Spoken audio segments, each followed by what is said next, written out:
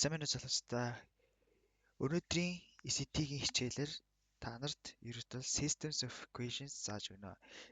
Systems of Equations монголоор орчуулах юм бол тэгшлийн системүүд юм аа. Тэгээд тэгшлийн систем гэдэг нь нэг багц хувьсагчтай харьцдаг хоёр ба түүнээс дээш тэгшлийг хэлнэ. Одоо жишээлбэл манай дэлгэцнээр харж бол 2x дээр нэмэх нь 5 y тэнцүү 24 тэгээд x дээр нэмэх нь 4y нэмэх тэнцүү 15. Энэ бол тэгшил юм аа. Тэгшил мөн 2 бол түүнээс дээш байж боломжтой. За, ердөө тэгшлээс та нар юу олж болох вэ гэвэл энэ x гэдгийг олж болно. Энэ одоо энэхүү арга дээр яаж x олох вэ гэвэл elimination буюу хасаж өгнө. Одоо ердөө ямар нэгэн тоог хасаж өгнө гэсэн үг. Одоо жишээлбэл зөвхөн энэ тэгшил зөвхөн y байна гэвэл бүгдээрээ энэ x-үтэй хасаж өгнө. Гэхдээ та нар анзаавал энэ манай x маань өөр тоотой юм тий. Тэгвэл өөр тоотой байх юм бол энтэйгээ тэнцвүүлэх бол энэ хэсгийг бүхэлдээр нь 2-оор үржүүлнэ. Тэгэх юм бол манай тэгшил маань 2x дээр нэмэх нь 4-ийг үүсгэн 2 тэнцүү 8y нэмэх тэнцүү 30 юм аа. Тэгээд энийг 2x нэмэх нь 5 тэнцүү 24 гарч ингэж тэгшил болно.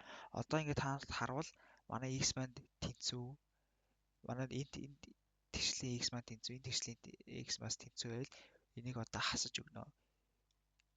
Тэгэх юм бол x маань 0 гарч нэмэх нь энэ 8-ыг хасах 5 тэнцүү 3y тэгээ 30-ыг хасах 24-г л 6. За тэгэхээр одоо манай тэгшил маань ийм болж хувирж байгаа юм аа. 3y тэнцүү 6. Одоо энийг яаж y руу олох вэ гэвэл энэ үрж байгаа 3-аа нөгөө тишээ гаргах юм бол y тэнцүү 6-г хуваадаг нь 3 гарч байна. Тэгэхдээ манай y маань 2 гэж гарч байна. Одоо дараа нь яаж x орлуулах вэ? Одоо бүгдээрээ зөвхөн y орлуулаад x олчихно. Тэгэх юм бол 2x дээр нэмэх нь 5-ыг үүсгдэг нь 2 тэнцүү 24 2x дээр нэмэх нь 10 тэнцүү 24 тэгээд энийг нөгөө тэгш харах юм бол манай 2x маань тэнцүү 24-өөс 10-ыг хасах юм бол 14 гарч байна. Тэгээд x олохын тулд энэ 2-оо нөгөө тийшээ гаргах юм бол x тэнцүү 14-ийг хуваадаг нь 2. Тэгээд манай x маань 7 гэж гарч байна. Энэ арга бол elimination буюу хасах арга. Яагаад хасж байгааг вэ? Ядаж нөгөө тоогоос хасаж нөгөө тоогоо нөгөө эсвэл тэ variable олж боломжтой юм аа. За харин нөгөө дэх арга бол substitution буюу орлуулж өгнө гэсэн үг. Одоо жишээлбэл энэ бодлогыг харж ивэл y дээр нэмэх нь 3x тэнцүү 0 тэгээд x квадрат дээр нэмэх нь 2y квадрат тэнцүү 76 гэж байна.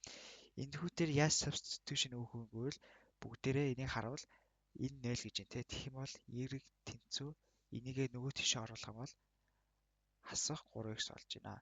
Тэгээд энэ y-гээ ердөө энэ y-тэй тэнцүү гэхээр чинь энэ тэгш маань зөвхөн x-үүдээр гарч болох юм боломжтой юм аа. Тэгэхээр x квадрат дээр нэмэх нь 2-ыг үүсгдэг нь хасах 3x квадрат тэнцүү 76. Одоо ингээ харуул манай тэгшил маань бүгд x амархан x олоод тэгээд дараа нь y олж болно. За x дээр 2 дээр нэмэх нь хасах 3-ыг x үүсгдэг нь 20 гэвэл 2-ыг үүсгдэг нь 9x квадрат гарч тэнцүү 76. Тэгээд энийг 2-оос хаалаас задлвал x квадрат дээр нэмэх нь 18x квадрат гарч 76. Тэгээд дараа нь яах вэ гэвэл мэдээж энэ хоёр адилхан тоо хамтшин 19x квадрат тэнцүү 76 гарч тэгээд энийгээ нөгөө тишээ гаргах юм бол x квадрат тэнцүү 76 хуваадаг нь 19 буюу X квадрат маань 76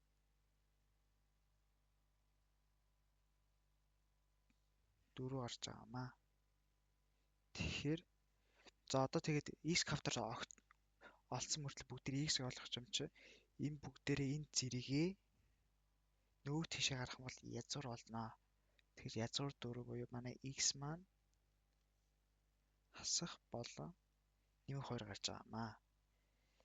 За тэгэхээр одоо энэ тохиолдолд мэдээж бүгдээрээ x-ээ нэмэх зэрэгээр өгнө гэхээр чи манай x маань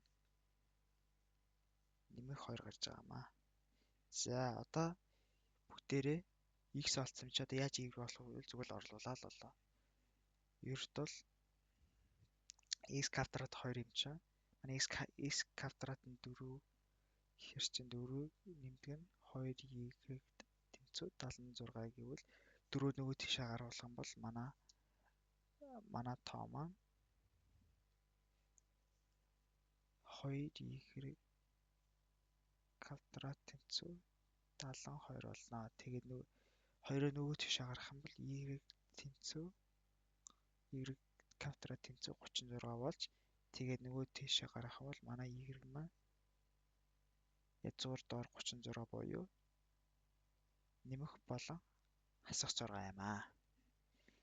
За ингэж олж олноо. Энийг бол substitution буюу нөгөө тоондоо одоо жишээлбэл харуулснаар y тэнцүү гэж гаргаж агаад 3x-ийг нөгөө талдаа орлуулж тэгээд энийг y-гээ иймэрхүү төрлөөр нь ингэж орлуулж яг адилхан x зэрэгтэй болгож болно.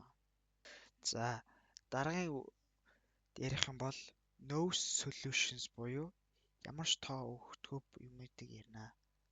No solutions. Одоо ямар ч тийм x ямар ч тийм тоо гаргахгүй боломж. Одоо жишээлбэл энийг харж ивэл 3x дээр нэмэх нь 2y тэнцүү 5 тэгээд 6x дээр нэмэх нь 4 тэнцүү хасах 8. За та нар бодож магадгүй зүгээр л y-гээ 2 дөрвжүүлээд тэ x-ээр олж боломжтой гэж. Даанч 2-оор хөвжүүлээ бүгдээрэнтэй нь 2-оор хөвжүүлэн хэр чи манай 3 маань 2 дөрвжүүл 6 олж тэгээд бүгд л яг адилхан зэрэгтэй олж энэ дотор ямар ч no solution буюу ямар ч тоо гарахгүй гэсэн үг ээ. Тэгээд хаяа SAT бодлого дээр тийм бодлого гарч ирдээ. Тэгээд яг иймэрхүү хариулт дээр what's the solution гэвэл иймэрхүү бодлого орж ивэл no solution дээр дуулж байгаарай. За ерөөд бол энэхүү SAT-ийн хичээл ингээл өндөрлж байна. Та юм ойлгосон гэж найдаа. Тэгээд анхаарал хандуулсан баярлалаа.